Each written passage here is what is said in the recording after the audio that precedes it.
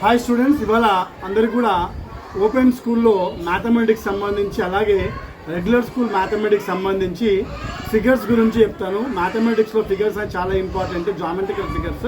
So geometrical figures గురించి మీకు చెప్తాయి కదండి. సో జామెట్రికల్ ఫిగర్స్ ఏంటంటే మీకు 2 సైడ్స్తోని ఫిగర్స్ రావు, మినిమం 3 సైడ్స్తోని ఫామ్ అయ్యేదాన్ని మనము ట్రయాంగిల్ అంటాము.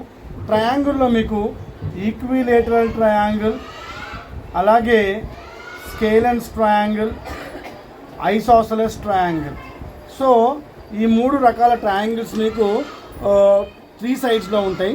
4 సైడ్స్ ఉంటే మనం క్వాడ్రిలేటరల్ అంటాము.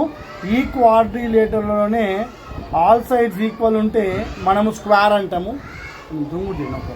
అలాగే 2 సైడ్స్ ఆపోజిట్ సైడ్స్ ఈక్వల్ ఉంటే రెక్టాంగిల్ అంటాము.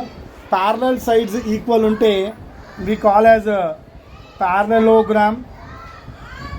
అలాగే ట్రెపీజియం ఉంటుంది, ఆపోజిట్ సైడ్స్ ఈక్వల్ ఉంటాయి.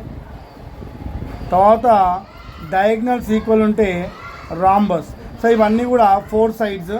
5 సైడ్స్ ఉంటాయి, 1 2 3 4 5 5 సైడ్స్ ఉంటే we call it as a pentagon.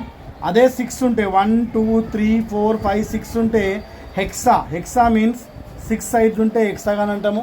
తర్వాత 7 1 2 3 4 5 6 7 సైడ్స్ ఉంటే వి కాల్ యాజ్ అ హెప్టాగన్. ఏమంటామమ్మా? హెప్టాగన్ అంటాము. 8 ఉంటే 1 2 3 4 5 6 7 8 ఉంటే we call as A octagon. 9 ఉంటే నానాగన్. 10 ఉంటే డెక్కాగన్. సో ఇక్కడ దాకానే మీకు చాలామందికి తెలుసు 10 సైడ్స్ ఉంటే డెక్కాగన్ అని చెప్పేసి. 11 సైడ్స్ ఉంటే మనం దీన్ని హెండీ కగన్ అంటాం, హెండీ కాగన్. అలాగే 12 సైడ్స్ ఉంటే డోడెకగన్, DODECAGON. సో 12 తర్వాత ఎన్ని సైడ్స్ ఉన్నా కూడా దాన్ని మనము పాలీగన్ అంటాం. ఏమంటామమ్మా? పాలీగన్.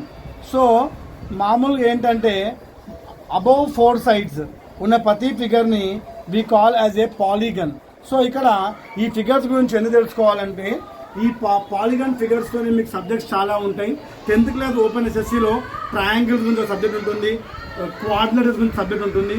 సో ఫిగర్స్ గురించి తెలిసినప్పుడే మీరు ఈ ఫిగర్స్కి సంబంధించిన కన్స్ట్రక్షన్స్ అవన్నీ చేసుకోవడానికి వీలుబాటు ఉంటుంది. సో ఇవి సైన్స్కి సంబంధించినటువంటి figures. Thank you very much.